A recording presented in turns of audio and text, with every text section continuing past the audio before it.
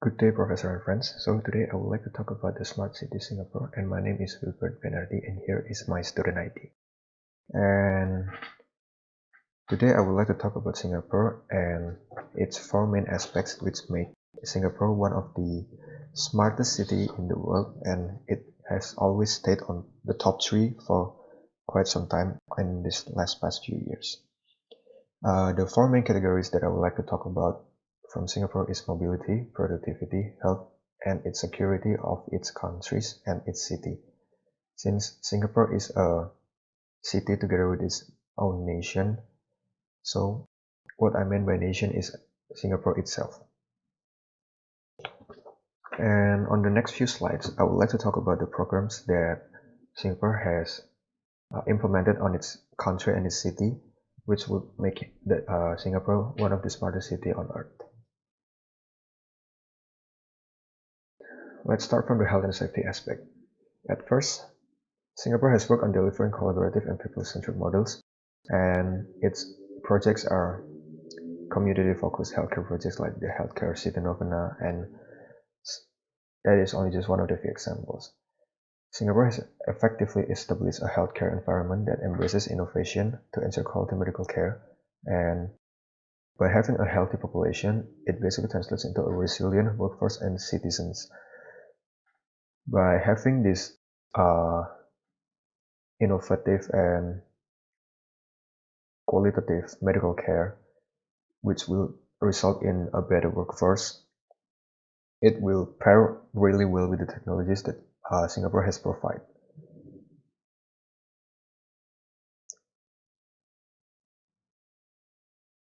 Then from the mobility aspect, I would like to talk about the smart mobility aspect, since the idea of providing advanced mobility solutions are very variative in its countries, and I believe that Singapore is one of the most innovative countries which have implemented these smart mobilities, because Singapore's government have put in a lot of money into its mobility and infrastructure in the span of years, which help citizens to have a highly efficient, affordable, and accessible, sustainable transit networks throughout the country and the city of Singapore.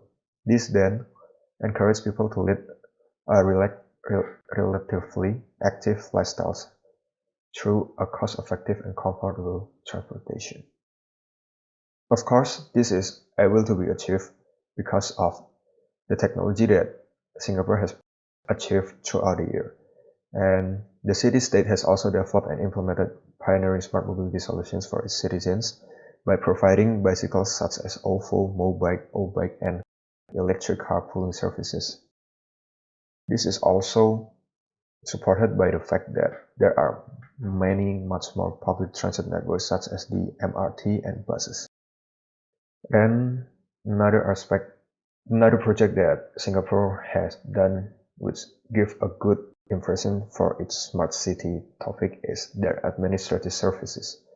This is one of the ways to attract foreign investors, since Singapore is a really strict country with a low taxation environment, which then leads to a low corruption rate. Singapore also have what they call as SingPass. This is their digital identity portal, maybe also known as Shenzhen from Taiwan. And they have also implemented the cashless transaction from a long time, and it is known as PayNow. This will then let Singapore to be very different from the other.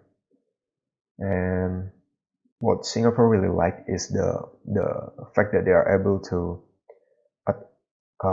extract a lot of information and data, and they would like to abuse those data for their own profit. I mean it in a good way, since those data that is being abused is used for their own citizens and their country. This will then lead to various solution to problems, and it will give a good give Singapore a good solution to such problems. Yeah, this is what I meant.